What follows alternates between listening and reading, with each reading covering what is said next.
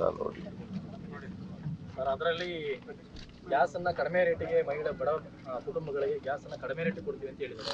ಯುವಶಕ್ತಿಯನ್ನ ಜಾರಿ ಮಾಡ್ತೀವಿ, ನಾರಿ ಶಕ್ತಿ ಜಾರಿ ಮಾಡ್ತೀವಿ, ಉದ್ಯೋಗ ಅಂತ ಹೇಳಿದ್ದಾರೆ. ಈಗ ಮಾಡಿರೋ ಹೇಳಿದ್ದಾರಲ್ಲ, ಈಗ ಅವನ್ನೆಲ್ಲ ಜಾರಿ ಮಾಡಿದ್ರ ನಾವು ಇಲ್ಲಿವರೆಗೆ ಮಾಡಿದ್ರಲ್ಲಪ್ಪ, ಅವು ತಾನೇ ಚರ್ಚೆ ಆಗ್ಬೇಕಾಗಿರೋದು. 15 ಲಕ್ಷ ತಂದು ಕೊಟ್ರ, 2 ಕೋಟಿ ಉದ್ಯೋಗ ಸೃಷ್ಟಿ ಮಾಡಿದ್ರ, ರೈತರ ಆದಾಯ ಡಬಲ್ ಮಾಡಿದ್ರ,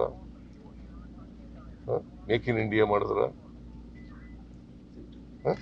ಅಚ್ಚೇ ದಿನ ಆಯೋಗ ಅಂತ ಹೇಳಿದ್ರು ಬಂತ, ಎಲ್ಲ ಆಹಾರ ಪದಾರ್ಥಗಳು ಅಗತ್ಯ ವಸ್ತುಗಳ ಬೆಲೆಗಳೆಲ್ಲ ಕಡಿಮೆ ಆಗ್ಬಿಟ್ವ.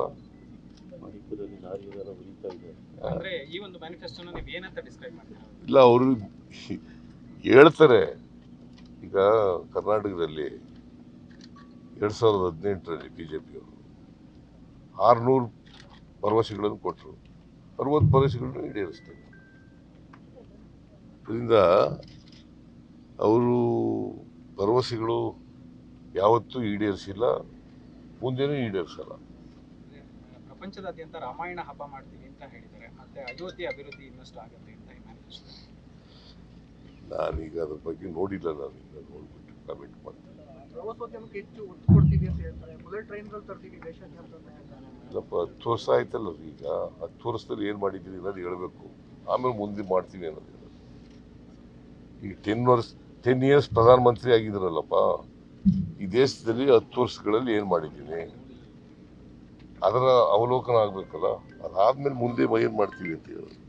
ಬಟ್ ಅದನ್ನು ಕೂಡ ಹೇಳಿದ್ರೆ ಸರ್, ಅವರು 25 ಕೋಟಿ ಉದ್ಯೋಗ ಸೃಷ್ಟಿಸಿದ್ದೀವಿ, ಹಾಗೇನೆ ಎಲ್ಲಿ ಸೃಷ್ಟಿ ಮಾಡಿದ್ದಾರೆ ಹೇಳಿದ್ದಾರೆ.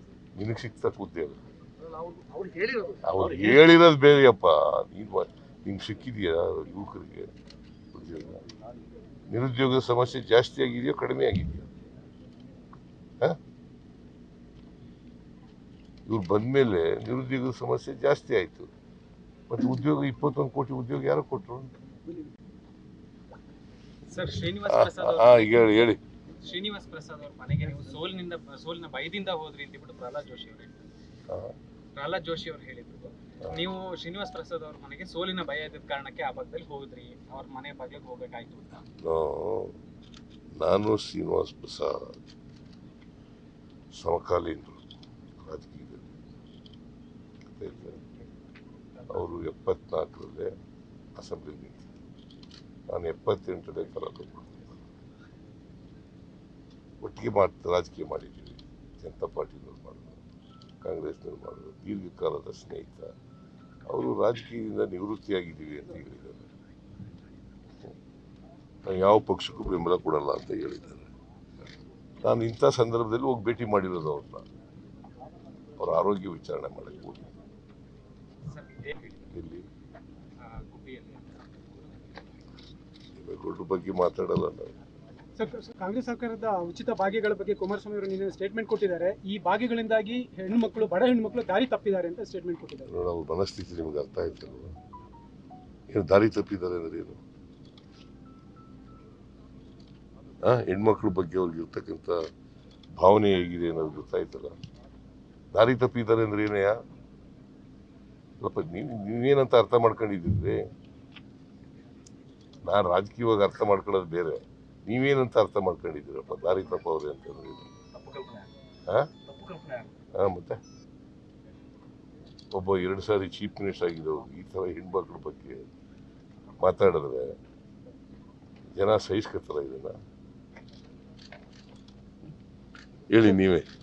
ಸರ್, ವಿಜಯೇಂದ್ರ ಅವರು ಹೇಳ್ತಾರೆ ಕರೆಂಟ್ ದರ ಹೆಚ್ಚಾಗಿದೆ, ಬಸ್ ದರ ಕೂಡ ಹೆಚ್ಚಾಗಿದೆ. ವಿಜಯೇಂದ್ರಿಗೆಲ್ಲ ಈಗ ಕರೆಂಟ್ ದರ ಹೆಚ್ಚಾಗಿದೆ, ಮತ್ತೆ ಬಸ್ದು ದರ ಹೆಚ್ಚಾಗಿದೆ, ಮದ್ಯದ ದರ ಹೆಚ್ಚಾಗಿದೆ, ಸ್ಟಾಂಪ್ ಪೇಪರ್ದು ಬೆಲೆ ಹೆಚ್ಚಾಗಿದೆ. ಇದನ್ನೆಲ್ಲ ಹೆಚ್ಚು ಮಾಡಿ ಆ ದುಡ್ಡನ್ನ ಗ್ಯಾರಂಟಿ ಅಂತ ಇದು ಮಾಡ್ತಾರೆ. ಅದಕ್ಕೆಲ್ಲ ಎಷ್ಟು ದುಡ್ಡು ಬಂದದು ಗೊತ್ತಾ ವಿಜಯೇಂದ್ರನಿಗೆ? ಗೊತ್ತಾ ವಿಜಯೇಂದ್ರನಿಗೆ ಗೊತ್ತಾ ಅವೆಲ್ಲ ಎಷ್ಟು? ಅದರಿಂದ ಎಲ್ಲ ಎಷ್ಟು ದುಡ್ಡು ಕಲೆಕ್ಟ್ ಆಗುತ್ತೆ? ಒಂದು ವರ್ಷಕ್ಕೆ ಗ್ಯಾರಂಟಿಗಳಿಗೆ ಖರ್ಚಾಗ್ತಕ್ಕಂಥದ್ದು 56,000 ಕೋಟಿ ರೂಪಾಯಿ. ಅವರಿಂದೆಲ್ಲ ಅಷ್ಟು ದುಡ್ಡು ಬಂದದ? ಸುಮ್ಮನೆ ಏನೋ ಹೇಳಬೇಕು ಹೇಳ್ತಾರೆ.